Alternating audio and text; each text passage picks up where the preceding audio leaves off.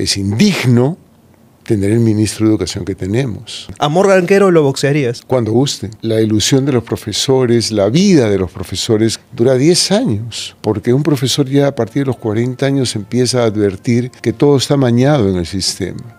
Creo que capacitar a los docentes es muy importante, pero ¿cómo capacitarlos si no pueden cumplir con las condiciones mínimas de vida?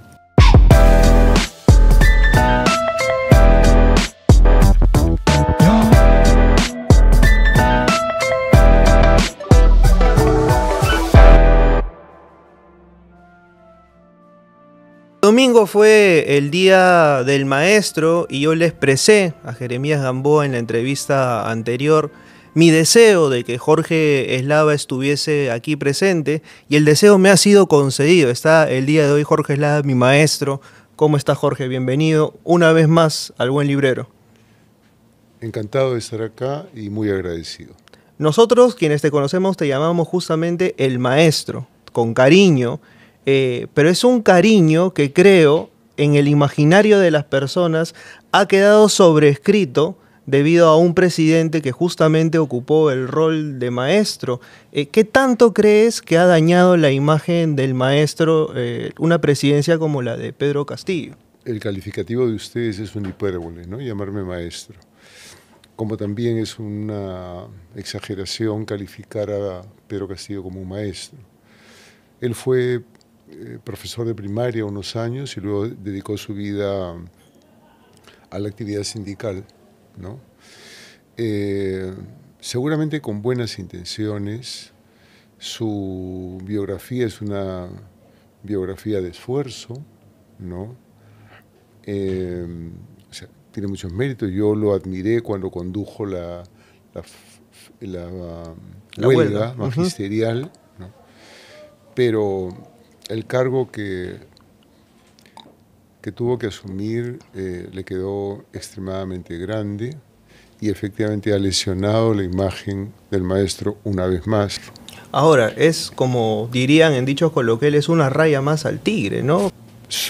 Sobre diagnóstico de los males de la educación, hay continuas promesas y todos son postergaciones e incumplimientos, entonces no sé dónde ubicar esa raya más, ¿no? Ahora hay que decirlo, Castillo es el rostro también de un magisterio que durante muchísimo tiempo ha ido a menos. Complejísimo, porque desde que se dejaron de lado las escuelas, la escuela pública, o sea, una desatención de parte del Estado, y empezaron a florecer, pero de una manera impresionante, las escuelas privadas, y sobre todo como negocio.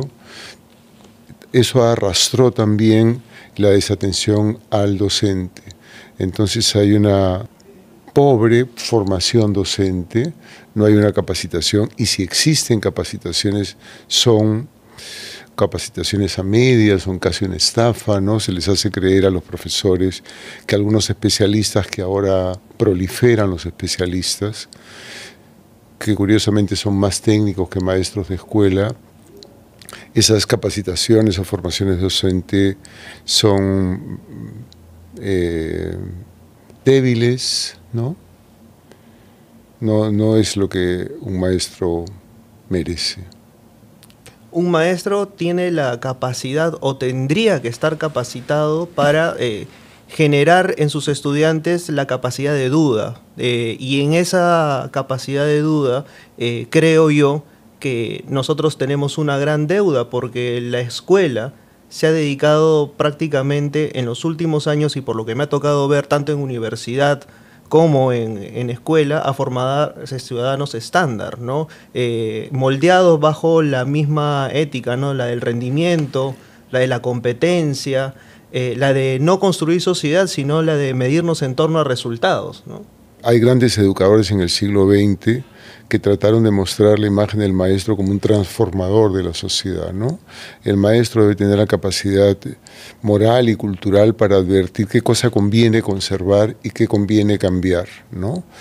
La palabra reforma, o la palabra incluso un poco más explosiva y categórica, es la de revolución, ¿no? Hacer una revolución educativa Y existen muchos pedagogos a lo largo del siglo XX, norteamericanos, europeos, incluso latinoamericanos como Paulo Freire, que han sostenido que es importantísimo la autonomía, cierta forma de disciplina, cierto trato del profesor con el estudiante, una preocupación por una infraestructura que no sea una infraestructura precaria ni que se parezca a una fábrica, ¿no?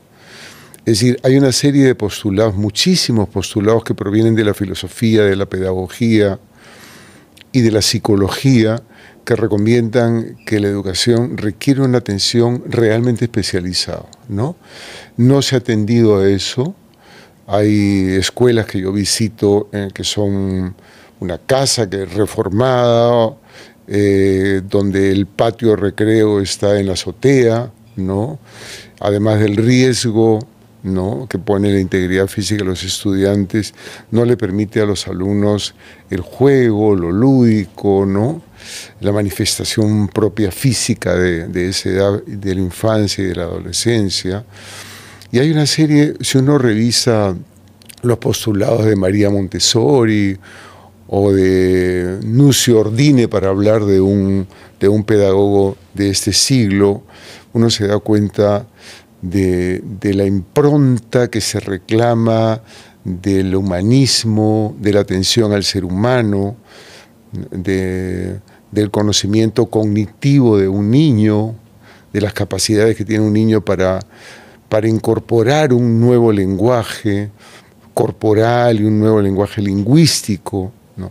Todo eso está ya planteado, diseñado por muchos pedagogos, pero no se presta atención. Acá seguimos creyendo que dar una capacitación o unos talleres, la palabra taller supone como seminario una práctica y una teoría de un curso, y dar un taller en 2 horas, ¿no?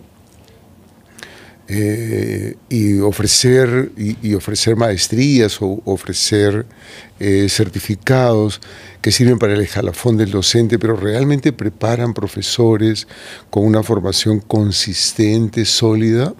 Yo lo pongo en duda. Visito muchos colegios en provincias y en Lima, y claro, al comienzo estoy enardecido y emocionado e ilusionado con lo que se puede trabajar con ellos, porque los profesores te transmiten esa curiosidad y esa necesidad de aprendizaje, pero una vez que pasa ese viento venturoso, uno descubre que todo se desvanece nuevamente en promesas y en ilusiones, y poco se cumple, ¿no? Y la principal herida del maestro es su baja autoestima, ¿no?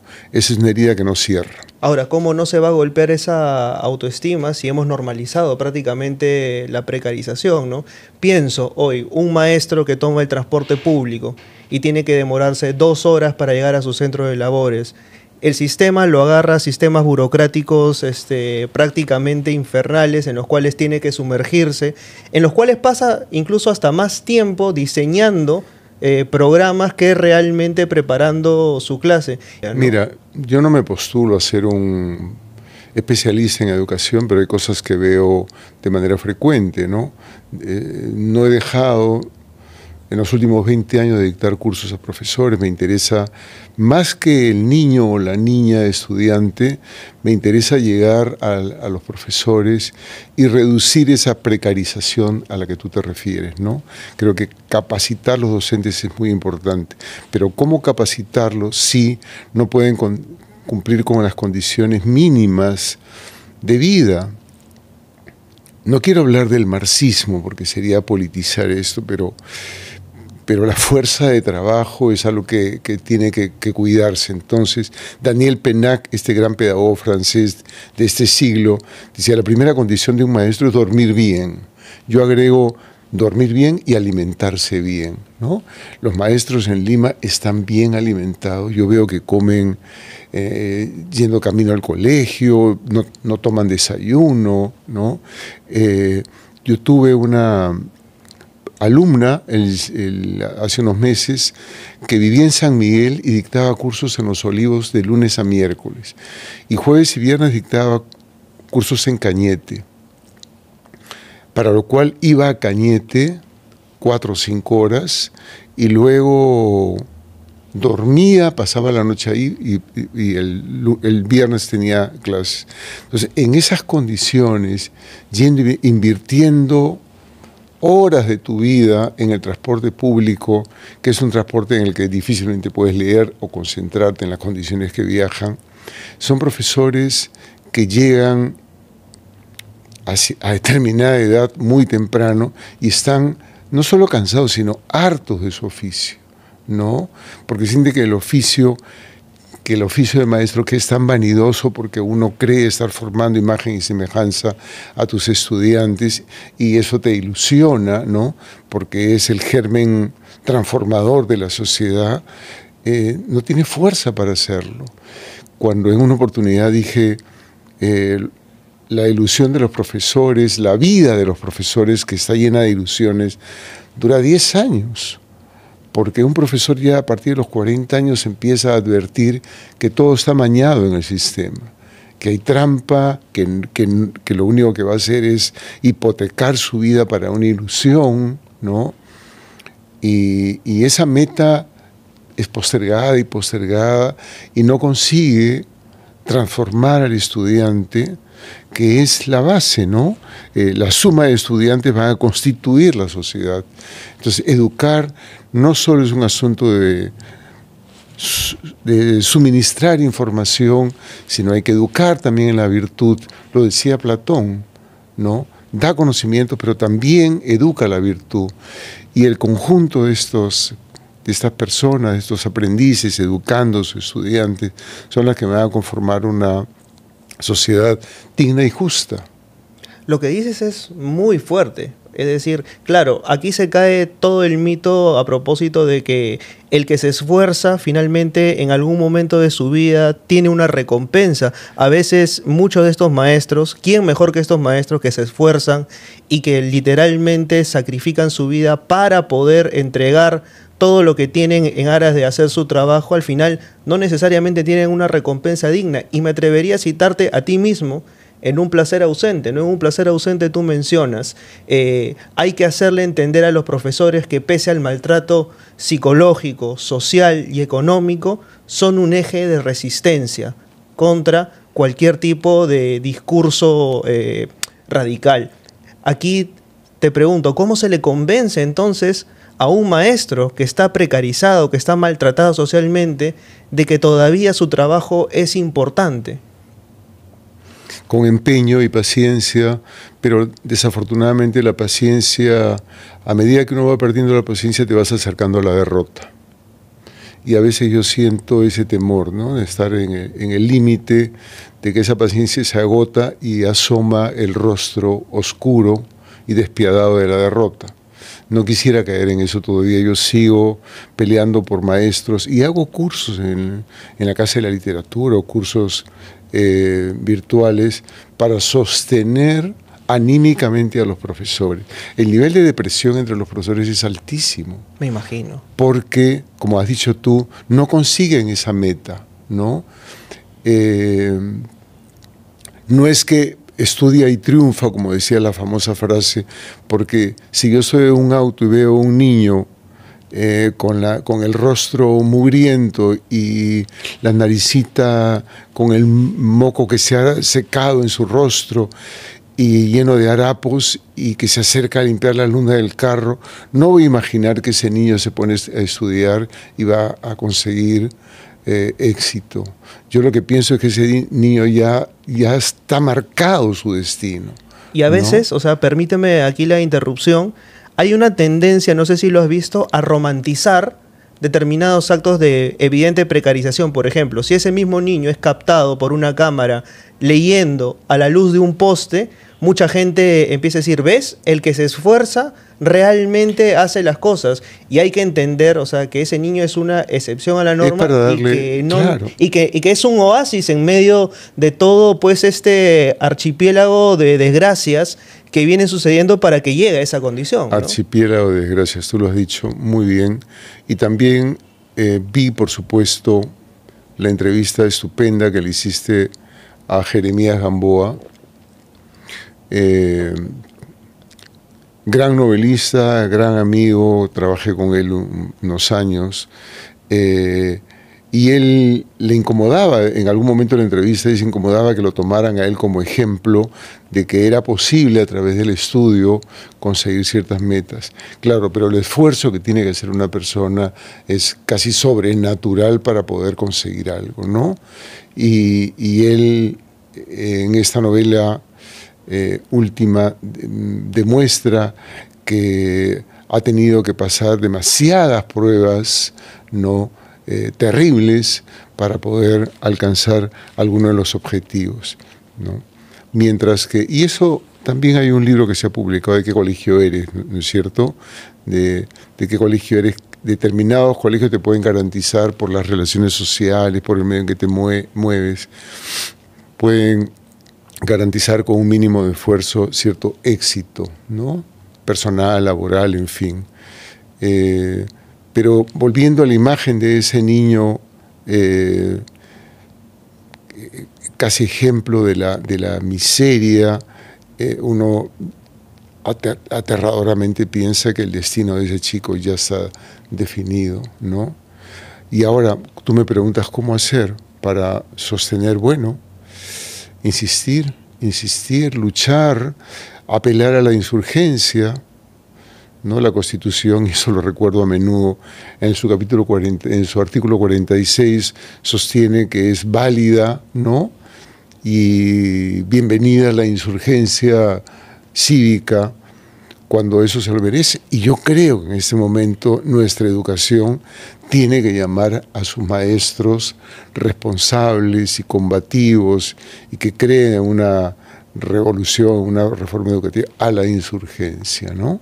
Es indigno tener el ministro de Educación que tenemos. En algún momento a ti te pasó, ahora te traslado la pregunta a ti, que viste esa voluntad de cambiar las cosas doblegada, es decir, llega un punto en el que hasta al mejor maestro se le escapan las ganas de querer cambiar las cosas. Es que no somos dioses que caminamos por el mundo, somos seres humanos que tenemos bajones y tenemos momentos de entusiasmo. Ahora, yo he trabajado en circunstancias bastante propicias, ¿no? Yo he sido, con mucho de azar y con algo de esfuerzo, he sido un afortunado porque me pasé 10 años aprendiendo pedagogía mientras enseñaba. Aprendía y enseñaba en el mismo instituto educativo que era Los Reyes Rojos, codo a codo con Constantino Carballo, que fue un ejemplo permanente. Su palabra y su praxis fueron para mí lecciones de vida y lecciones también para el oficio de profesor. Y luego he estado casi 30 años en la Universidad de Lima, también en condiciones favorables, de modo que yo me considero un afortunado que desde cierta trinchera, digamos, me ha permitido herramientas como para combatir, ¿no? Y calar en el espíritu de la institución o calar en el espíritu de algunos estudiantes, ¿no? Por eso es que me siento como en ese poema de Walt Whitman, ¿no? Siento el resuello a mis espaldas y veo que me pasa en la pista atlética un atleta que ha sido mi alumno, y eso me llena de orgullo. Pienso en cómo es que un maestro tiene la capacidad de transformarle la vida a un estudiante a través de su, no solamente praxis educativa, sino de lo que es desde que entra al aula, ¿no?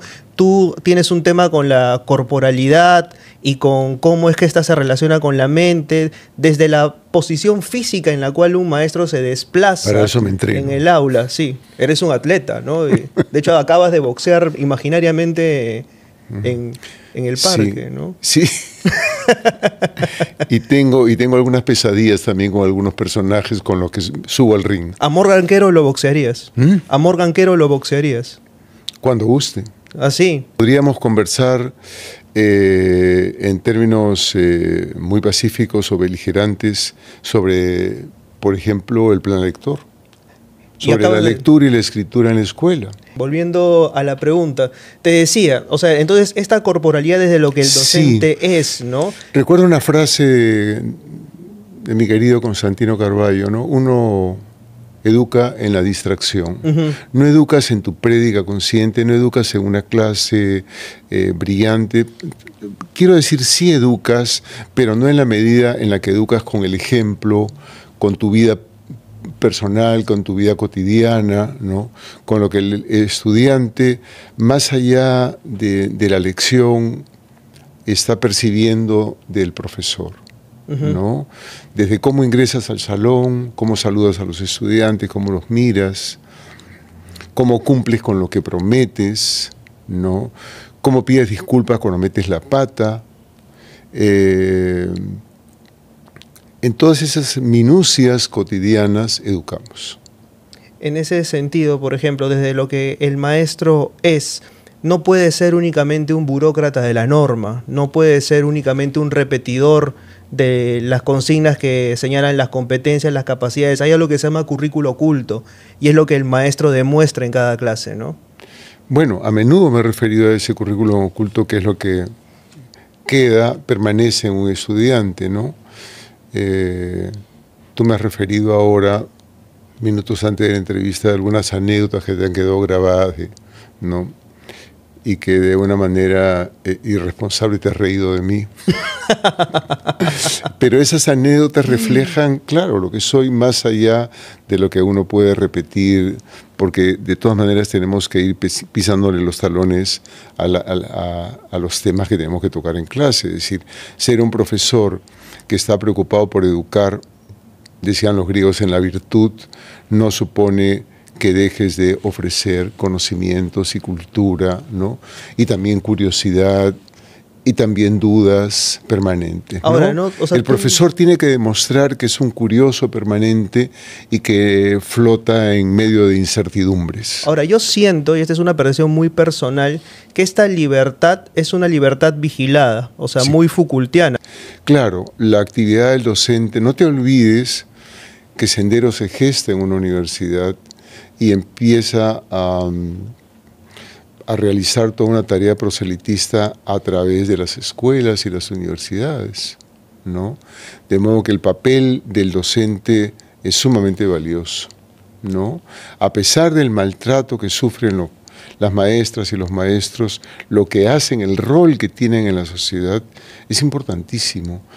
Para mí sigue siendo, junto con la profesión de medicina, probablemente las profesiones más difíciles. Freud lo decía, ¿no? Son dos profesiones cuya consecución de las metas es casi imposible. Ahora pues que de pronto han proliferado las escuelas particulares y uno diría, ok, si por lo menos se va a ofrecer un servicio que sea un servicio de calidad, pero hacer una institución educativa buena es carísimo, o sea, implica capacitar a tus maestros, darles condiciones de vida. Entonces, en ese sentido, la educación se convierte en un negocio y el producto, si es que podemos llamarlo producto bajo esa lógica mercantilista, no necesariamente es el óptimo, ¿no? Es que la organización de una escuela no es como lo que tienes tú en la cabeza, lo que tengo yo, o la que quisiéramos tener en la sociedad. La organización, sería interesante que se sincerara cuál es el organigrama de una organización escolar, ¿no?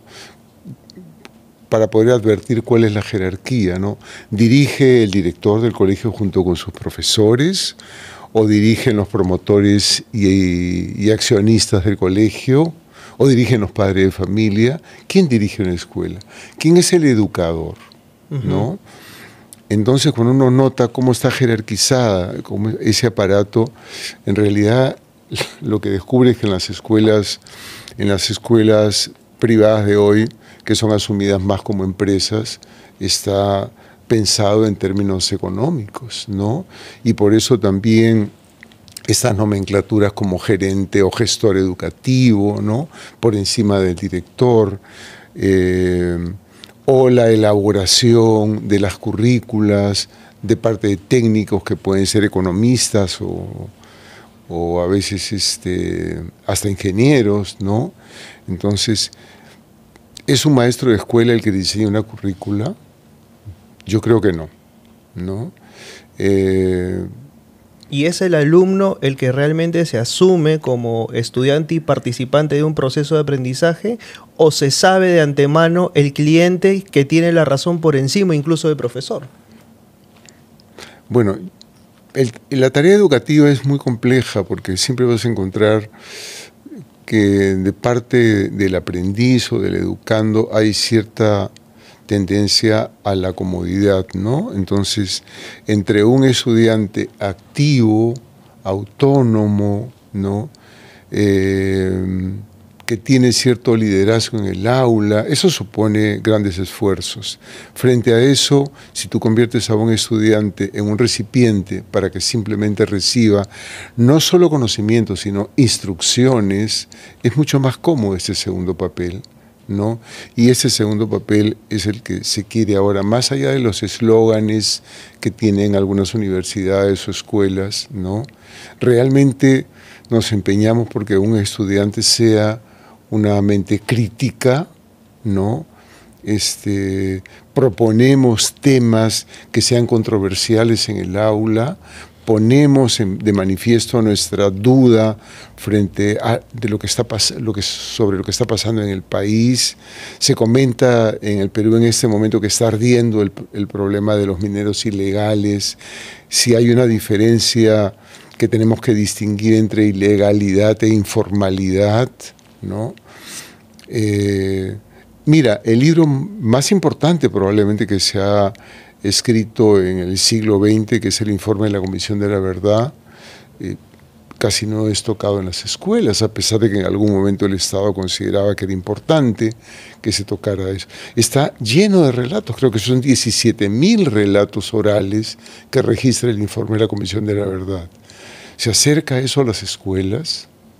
La escuela cierra la puerta a muchas manifestaciones de carácter periodístico y artístico, ¿no? Esto nos podría llevar a hablar del plan lector, ¿no?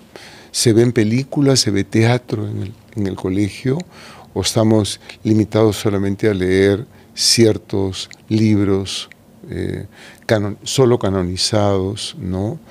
Libros que no pertenecen o no rozan lo que antes se llamaba el índex, los libros prohibidos, ¿no?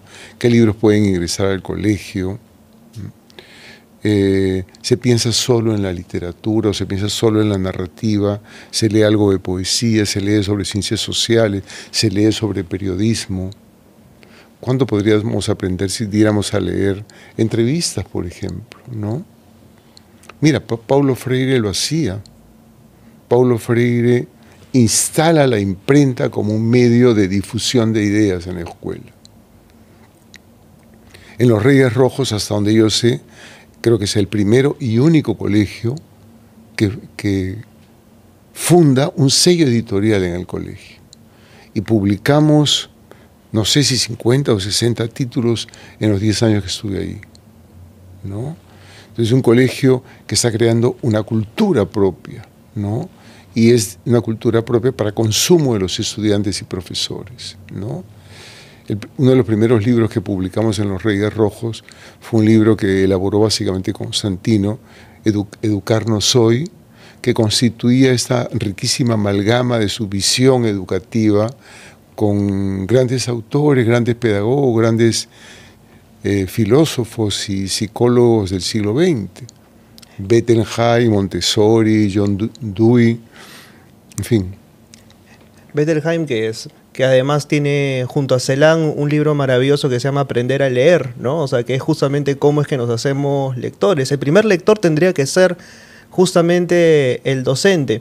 Y en tiempos, citabas a Freire, ¿no? En el que él mismo había bautizado este tipo de educación en la que el alumno se convierte en un recipiente de contenidos, le decía educación bancaria. Educación bancaria. No hay espacio para la imaginación, ¿no? Y sin embargo celebramos al Quijote, celebramos a grandes símbolos, pero nos quedamos en eso, ¿no? En lugares básicamente de nombramientos de paporreta, pero no en la interiorización del discurso, y eso es lo peligroso. Es visionario, ¿no? Eso de educación bancaria, esa frase, porque ahora se piensa desde la bóveda de un banco, ¿no? O sea, la caja fuerte del banco es la que va a establecer los lineamientos de la educación, ¿no? Que un banco promueva colegios, a mí me parece aterrador. Pienso qué tipo de estudiantes, porque uno tiene estudiantes que van a ser en un tris los ciudadanos, ¿no? Entonces, ¿qué tipo de ciudadanos queremos? Y son grandes empresas, grandes grupos empresariales que no solamente tienen colegios, Jorge, tienen universidades, tienen el control también de la industria farmacéutica, de la industria este del tema me va a convertir en una especie de Satanás, porque yo soy una persona que escribe mucha literatura infantil y juvenil, y trato de que la literatura que yo ofrezco sea lo que yo creo que es la literatura, una explosión de preguntas, de interrogantes y una posibilidad de debate, el espacio por excelencia para la conversación en la escuela.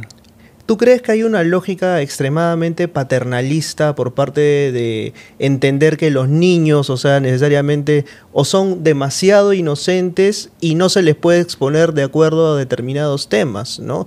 Por ejemplo, lo hablaba con François Vallée en su momento, ¿no? Hablar de la muerte tendría que ser algo muy natural, pero como los adultos a veces no estamos en la capacidad de explicar determinadas cosas, tratamos de ocultar o de maquillar determinados temas bajo el aura, pues, de la felicidad o de valores, ¿no? Bueno, las palabras siempre serán insuficientes para expresar lo que queremos, y sobre todo si las palabras están destinadas para personas que necesitamos educar, ¿no?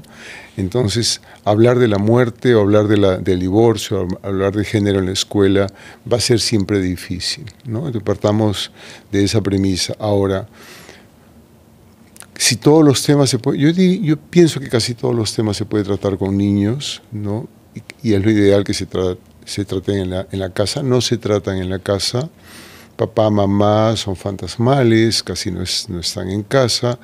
Entonces, reitero lo que dije hace un momento, el colegio es el espacio del debate, porque muchas veces el chico o la chica tiene más cercanía, más confianza con la maestra o el maestro que con el papá o la mamá con quien apenas se comunica, ¿no?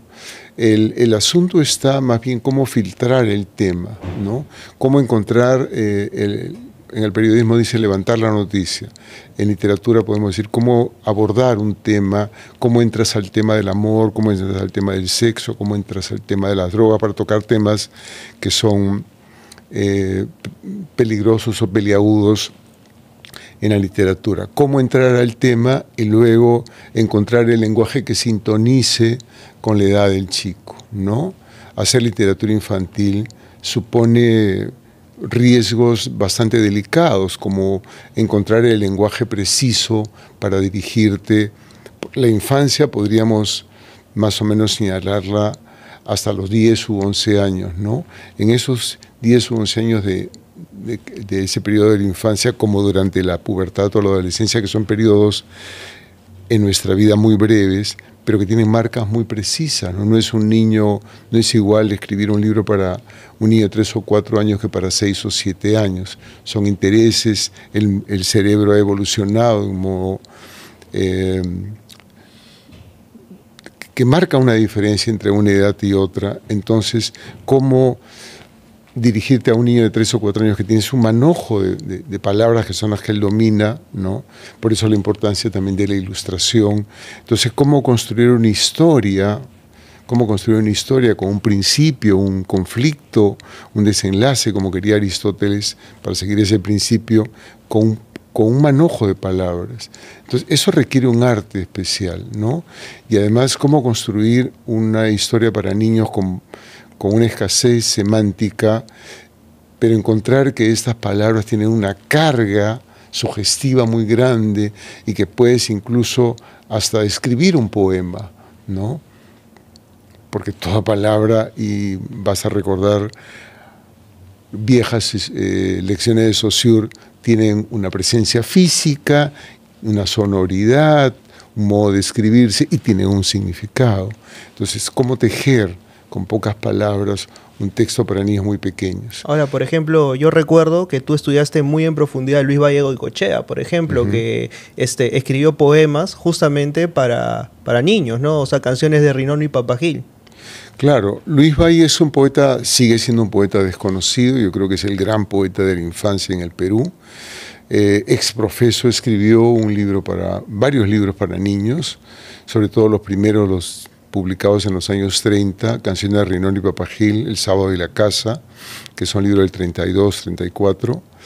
Y es una persona que trajo la aldea con todos sus integrantes, quiero decir, las familias, los animales y esta relación franciscana que se establece en el Ande peruano, ¿no? Él venía de La Soledad, un pueblito serrano del norte del país, ¿no?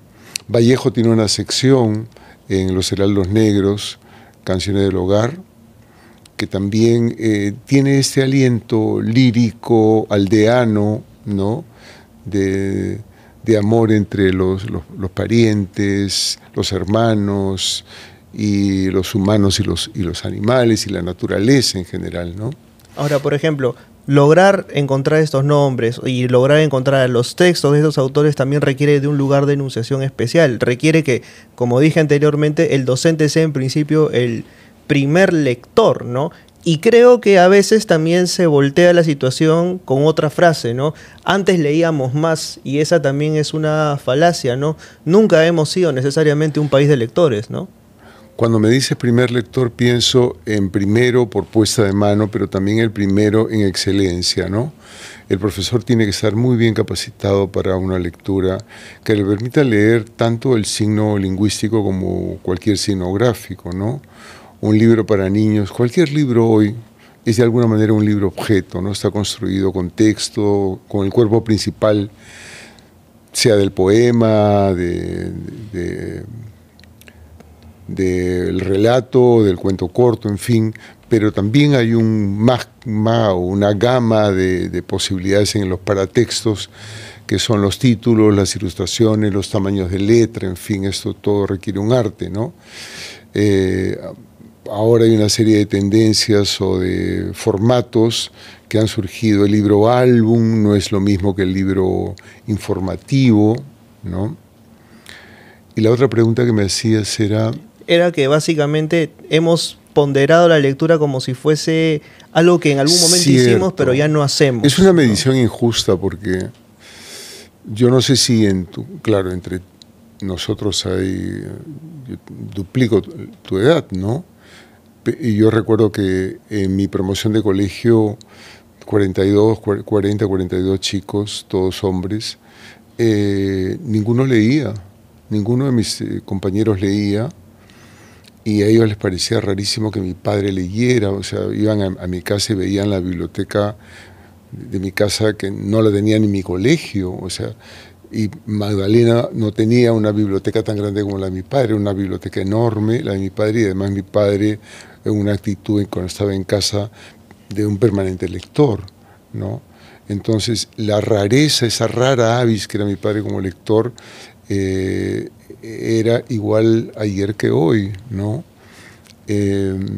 Con mi padre iba de la mano a visitar las librerías de entonces, que eran contadas con las manos, con los dedos de la mano, ¿no? Salvo los libreros de viejo que había en los alrededores de la Plaza San Martín, y luego en Miraflores había La Familia, en San Isidro todavía no había aparecido el virrey, pero ya estaba Castro Soto, y las librerías tenían un aspecto muy solemne, casi era como entrar a una iglesia, había que permanecer en silencio, no había un estante o un rincón dedicado a los niños, de modo que yo creo que es una enorme mentira afirmar que hemos sido una sociedad lectora.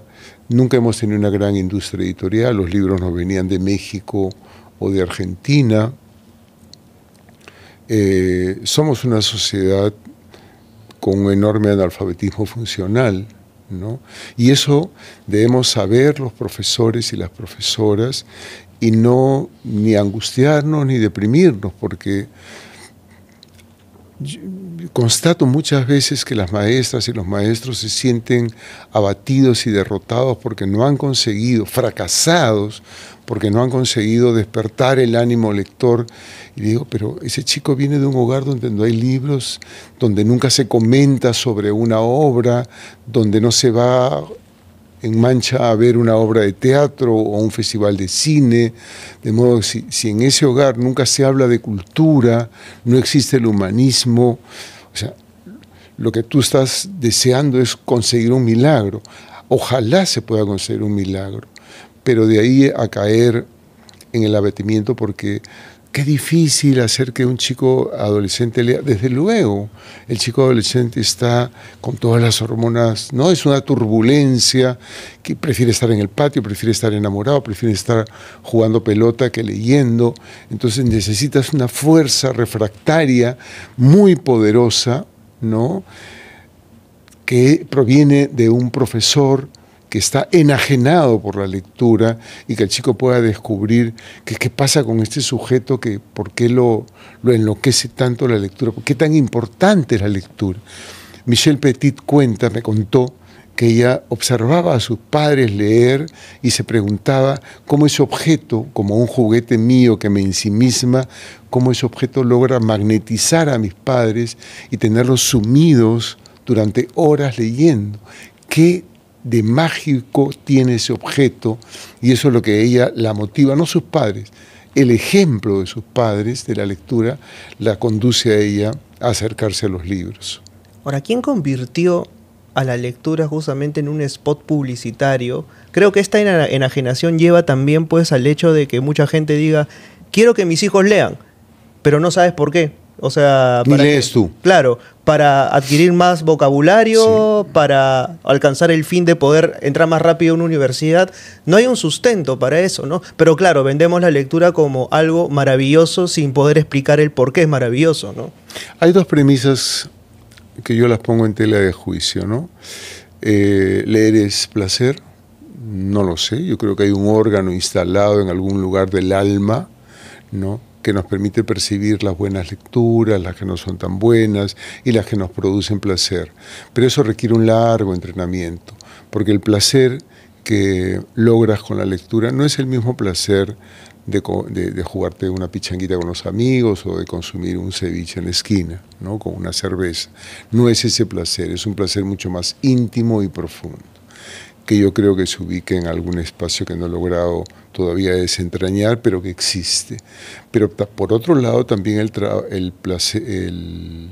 trabajo de la lectura es un trabajo en el que la cuesta es bastante empinada y es difícil treparla, ¿no?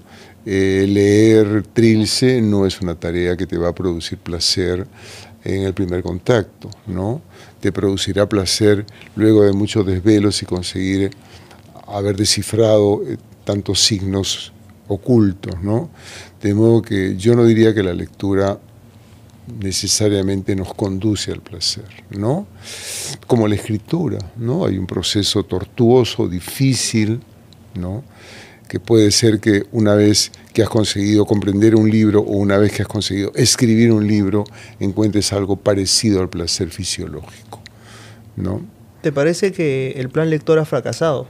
No es que acobarde mi respuesta, pero yo creo que sí hay un tono de diferencia entre el fracaso, porque ha conseguido poner en la agenda la necesidad de la lectura y del libro, ha conseguido movilizar a muchos militantes que hay hoy en favor de la lectura, constituirse bibliotecas populares, ¿no?, recuperar las bibliotecas para las escuelas, organizar una serie de eventos, de maratones de narración, ¿no? Yo creo que hay un movimiento, una ebullición sumamente interesante, ¿no? Lo que no se ha preparado es al profesor, para que el profesor sea ese primer lector, en el sentido de ubicarse en la parte más alta del podium, ¿no?, por ser un gran lector, ¿no?, que sea capaz de leer indistintamente y con la misma perspicacia y solvencia periodismo, filosofía, psicología, deporte, cine, ¿no?, ecología, modas, música, ¿no? Hay una especie de avasallamiento de la información ahora que necesita ser ordenada y filtrada por la escuela, ¿no? De eso no se va a ocupar el hogar, ojalá se ocupara el padre y la madre. Entonces necesitamos profesores altamente competentes. Ahí sí hay una deuda del Estado, de formar profesores que estén en condiciones de asumir ese fierro candente que es un libro, ¿no? Complicado, complejo, no un libro complaciente, porque le entregas desde luego un libro facilón o un libro que tiene algunos condimentos de violencia, sexo, drogas, ¿no? El triunvirato del que siempre se habla en la adolescencia y que no es tan cierto, porque un adolescente también está dispuesto a reflexionar, ¿no? Más que dispuesto, yo creo que está constituido en la adolescencia para ser un filósofo, una persona que reflexiona permanentemente sobre quién es, qué parece o quién parece ser, si va a ser aceptado por sus pares, de qué manera va a elegir a sus amigos, el destino se le viene encima, pronto va a ser adulto y va a tener que asumir responsabilidad. Probablemente no haya un periodo más candente y más difícil que el de ser adolescente. Ahora, qué mutilación esta, ¿no? O sea, un sistema que te forma para obedecer antes que para pensar en una edad en la que justamente lo que más haces es pensar. Claro, se te cercenan esa posibilidad de crítica, ¿no? Sin embargo, la propaganda de las escuelas te hablan de un sujeto crítico frente a la sociedad. No, en realidad lo que quieren es que sea como en la película Da Walt, ¿no? Personajes que todos moldeados y salidos de la misma fábrica, ¿no? ¿Con qué te has encontrado? ¿Has estado viajando por diferentes departamentos del Perú y te has encontrado con realidades muy distintas también? Cierto. Sí, he estado... El año pasado he batido récord, he tenido 9 viajes a provincias y siempre he hecho con el mismo sello editorial amigo. Y siempre me pongo pesado y pido un encuentro con docentes, o sea, visito colegios, visito estudiantes, trato de ser claro, divertido con ellos. No sé si lo consigo, yo creo que sí, pero siempre pido, suplico tener una reunión con profesores. Entonces tenemos un conversatorio que puede ser un desayuno un día sábado o el viernes en la tarde, noche, un encuentro con profesores, y encuentro profesores, para decirlo de manera muy llana, bien alimentados, ¿no? Sin el estrés de los profesores de Lima, con una mejor disposición, ¿no? Y además con esta idea también centralista de que todo lo que viene de Lima es novedad. Entonces encuentro profesores con un enorme interés por escuchar, por aprender, ¿no? El profesor limeño es un profesor que lleva una carga muy grande sobre sus espaldas, ¿no? Desplazarse de un distrito a otro es el fin del mundo, porque se le suma a su carga cotidiana de desplazarse por Lima, que es un tormento, ¿no? Entonces, cuando se organiza alguna actividad en Lima, muchos profesores piden que sea virtual, ¿no? Y tú y yo sabemos perfectamente que una modalidad puede dar ciertas facilidades, pero que no suplanta, no reemplaza la presencialidad del docente. Si es que hablamos en algún momento... ¿Me permites tomar un poco vodka? Adelante, adelante, sí. Es vodka, la gente cree que es agua, pero por eso es que ha jalado la lengua de Jorge bastante el día de hoy. Mucha gente habla a propósito de un plan educativo nacional, y yo creo que no se puede hablar de un plan educativo nacional si seguimos siendo, uno, tan centralistas, y dos, si es que acaso hubiese algún tipo de revolución educativa, creo que la revolución educativa tendría que venir no desde Lima, sino desde justamente afuera, con profesores que tienen todavía regiones, ¿no? ganas para aprender. Yo creo que es importante que los colegios y las regiones adquieran cierta autonomía, ¿no? Educar en Lima supone pensar a futuro en ciertos ciudadanos y ciertas profesiones también, ¿no? Que educar en la Amazonía o educar en algunas zonas limítrofes, en fin, ¿no? Sí, yo creo que ese es un sueño. Yo tengo la idea, probablemente simplificando de una manera, la ignorancia nos lleva o a ser osados o a simplificar en exceso, ¿no? Pero yo creo que con una especie de trupé, vamos a llamarle, o una pequeña organización de profesores altamente preparados, ¿no? Una veintena de profesores bien pagados y distribuidos en las regiones, ¿no? Incluso profesores de las regiones, ¿no? Que trabaje cada uno en la región para preparar, bosquejar, diseñar currículum que correspondan a esa región, ¿no? Respetando las identidades. Respetando las identidades, las prácticas culturales, las necesidades también de la región, pero eso necesitamos hacerlo a partir de profesores altamente competentes, ¿no? Constantino en algún momento mencionaba, mucho se le atribuye al SUTEP que justamente tenga esta facción radical. Yo invoco a los profesores a que armen gremios alternativos al SUTEP y que no apelen necesariamente a la violencia, sino que apelen más bien a solidarizarse y crear un gremio que fuese lo suficientemente sólido. Claro, no a la violencia. Constantino decía algo muy cierto, ¿no? Hay un artículo suyo que se titula Menos líderes y más ciudadanos, ¿no? Eso necesitamos, constituir sociedades solidarias, ¿no? Que piensen en el bien común y que empecemos por las tareas pequeñas que son el distrito, por ejemplo, colegios que organicen eventos, colegios con recursos grandes. Me ha ocurrido hace poco, ¿no?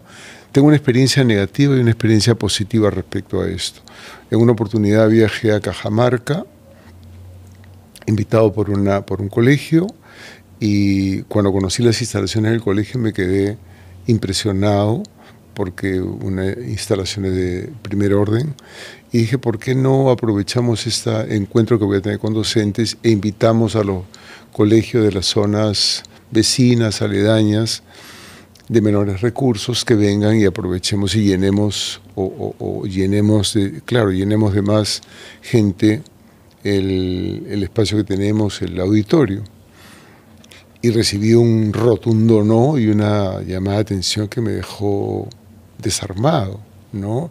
No, que lo hemos traído, no queremos saber nada, un recelo de parte de los profesores.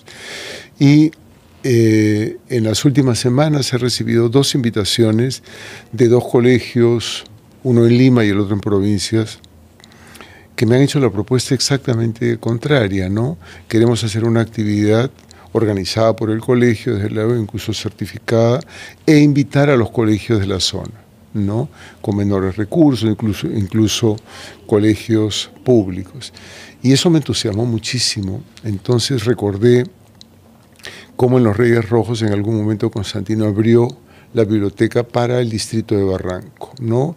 Incluso las instalaciones, y tratamos también de activar ciertas relaciones del colegio con el Estadio Galvez Chipoco, del colegio para hacer educación física, o del colegio con el Club Terrazas de Barranco. Es decir, el colegio, y ahora voy a usar una imagen tuya, como un archipiélago de instituciones, pero que estén unidas con una meta común, ¿no? Que es la educación. Igual política también podría implementarse en el caso del plan lector, ¿no? Abrir ciertas bibliotecas o organizar visita de alumnos de diversos colegios para que vayan a comentar los libros que han leído, ¿no? O hacer un cineclub, un pequeño cineclub en el colegio, donde puedan asistir alumnos de otros colegios, o hacer pequeñas ferias escolares donde puedan participar varios colegios y que el colegio que tiene un patio adecuado ofrezca ese espacio. Es decir, unir esas instituciones creo que sería un buen ejemplo de solidaridad, ¿no? De estar enarbolando una bandera común, ¿no? Crear una sociedad y romper el individualismo, ¿no? Finalmente creo que esa podría ser una el individualismo, ¿no? Que ¿no? te concede cierta clase social o cierto estatus, ¿no? Efectivamente. ¿Es posible hacer una gran revolución educativa aquí en el Perú? Bueno, los años que me quedan estaré soñando que es posible, o seguiré soñando que es posible. Soñaremos juntos entonces, porque yo creo que es posible. Cada uno en su almohada. Por favor. Ha sido mi maestro Jorge Eslava. Este programa debió salir la semana anterior, pero ha venido hoy y creo que ha salido oportunamente después del Día del Maestro. Así que te quiero agradecer en nombre de todas las personas que han visto la entrevista y en nombre de todos quienes hemos sido tus estudiantes, que te apreciamos muchísimo. Un abrazo, Gianfranco, para ti, como amigo y como maestro también, y un abrazo inconmensurable para mis colegas, maestras y maestros, a quienes quiero y aprecio muchísimo. Este es el momento del cherry. ¿Algún taller que se venga pronto? Prontísimo, sí, un taller que está organizando la Escuela de Edición de Lima. Va a tener un grupo limitadísimo porque lo voy a dictar en mi casa. Entonces ya están invitados y eso va a ser en 3 semanas más o menos. Listo, Muchas gracias. Aquí dejo los datos justamente para que se contacten con Jorge. Conmigo será hasta la próxima semana, a la misma hora por el mismo canal y pese a muchos, con el mismo conductor. Ahí nos vemos. Chau, chau.